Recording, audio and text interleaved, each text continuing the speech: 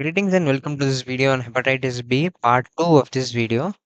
In this video, we'll discuss about the management of hepatitis B in India, the advanced diagnostic modalities that are available, and the NVHCP strategies, diagnostic markers, and also we'll discuss about the cost of treatment for each drug of hepatitis. So if you're new to this channel, do subscribe. This is Medicine Beyond Harrison's. Let's get started. So whenever you see a HbsAg positive and when you want to diagnose this patient that has hepatitis B, uh, write a diagnosis, you must tell all these things in the diagnosis case sheet or in the discharge summary. So you have to mention about hepatitis B, HBeAg antigen, whether it is positive or negative. That one thing will tell whether the patient is infectious or not. So anti-HBV DNA also is also important. That should be mentioned. The quantitative HbsAg and the transmission pattern, how it transmitted to this patient, whether it is perinatal or horizontal transmission. So all these four things should be there in your diagnosis when you write a diagnosis about hepatitis B. So liver status, you have to mention about the whether it is hepatitis or just post hepatitis B infection, whether it is in the stage of fibrosis based on the fibroscan or the APRI score or with the biopsy, and whether the patient is in decompensated liver disease or in hepatocellular carcinoma. So these are all modalities that you should answer when you write a diagnosis on hepatitis B. So newer markers are there, such as hepatitis B core-related antigen, which is a composite of HBC core antigen, E antigen, and P22CR, and this protein molecule from the hepatitis B core virus. So this is called hepatitis B core antigen. It correlates with CCC DNA activity and hepatocellular carcinoma risk. It is a prognostic marker. If it is high, then it can suggest there is high risk of cellular carcinoma. Again, HBV RNA is also one of the newer markers available, not done in most centers. It reflects the transcriptional activity of the hepatitis B virus. If it is high, it is suggestive of high risk of hepatocellular carcinoma. So there are other non-invasive tests such as APRI score. If it is more than zero point 0.5, it is significant fibrosis. We have discussed in detail about this APRI score in the last module, module 1 on hepatitis B. If you have not watched that, do watch that. We can also test for fibrosis based on the FibroScan elastography, which is also largely replaced the biopsy and is now considered as gold standard also. If it is more than 7 kilopascals, then it is F, more than F2 fibrosis. If it is 11, 14, more than that, it is cirrhosis and stage F4. So first line drugs, only three recommended drugs in India. Nothing other than these three is used currently. As of 2025, even carried on into 2026, these are the drugs that are being used. One is Tenofovir Disoproxil fumarate, another is Tenofovir alafenamide, and the last one is Entecavir. So these drugs previously used in the past are not used nowadays. Lamivudine, Adifovir, Telbivudine, all these drugs are not recommended now. So default drug of choice would be going into tenofovir disoproxil fumarate for most of these patients. So switch to tenofovir alafenamide or entecavir in these situations. So otherwise it is tenofovir disoproxil fumarate.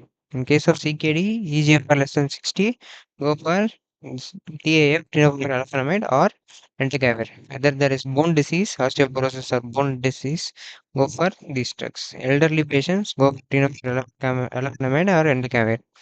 Long-term therapy is anticipated, also go for entecavir. Post-transplant patients go for entecavir. So standard drug dosage is tenofovir disoproxil is 300 milligram once daily. Alafenamide it is 25 milligram once daily. Entecavir is 0.5 milligram once daily. Only in case of decompensated cirrhosis, hepatitis B related, it is 1 milligram once daily. Tenofovir disoproxil, renal adjustment is needed. Tenofovir alafenamide, it is safe for both renal and liver disease patients. Can be treated. Nowadays, we follow this treat all strategy from 2024 onwards. But WHO, as on 2024, says to treat if any of these is present. Whether if there is fibrosis, if the HPV DNA is more than 2000 plus ALT is elevated, cirrhosis of any DNA level, or extrahepatic manifestations. If all these four things are there, then then the patient should be treated. Special diseases such as comorbidities, immunosuppressions, co-infections with HIV, HTV, in all these cases also, they should be treated.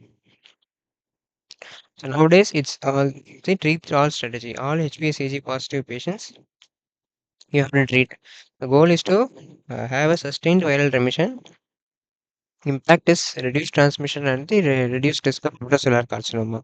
It is cost-effective treatment in India with generics medicines available and in a widespread community, even in government hospitals and central government subsidized pharmacies. So all these HbA positive patients are currently being treated. Role of interferon in India.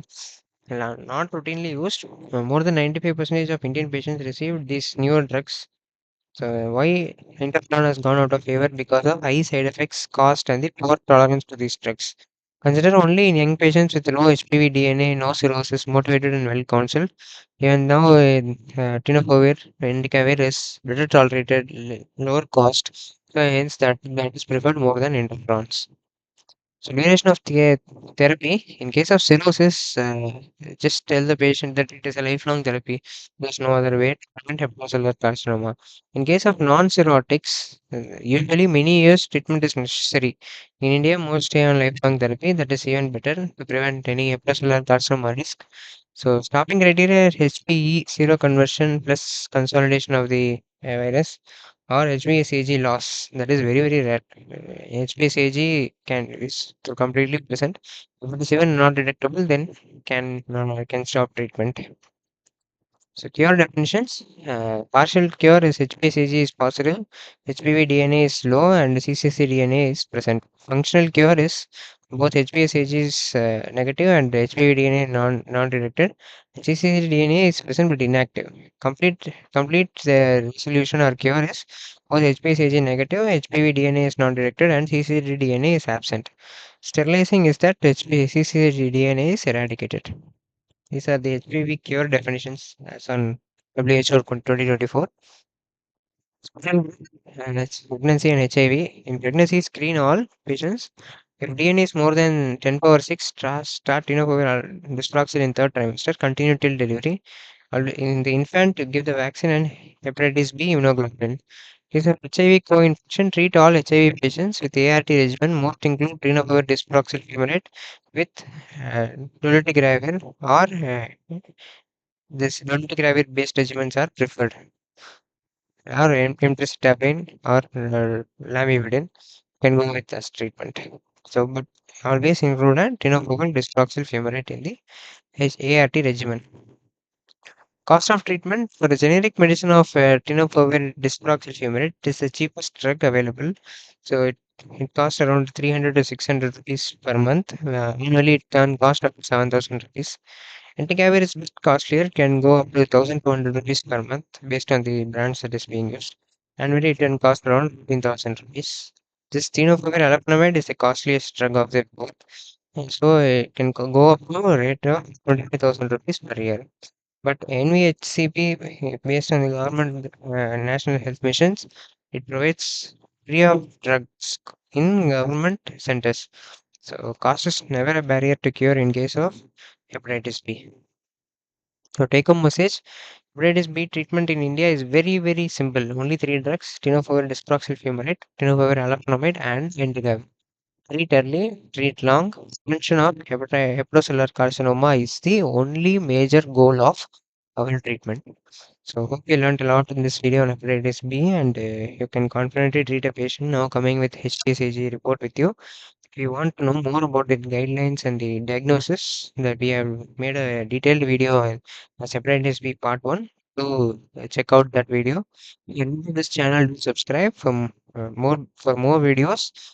Please do follow this Medicine Beyond Harrison's channel. Thank you for watching.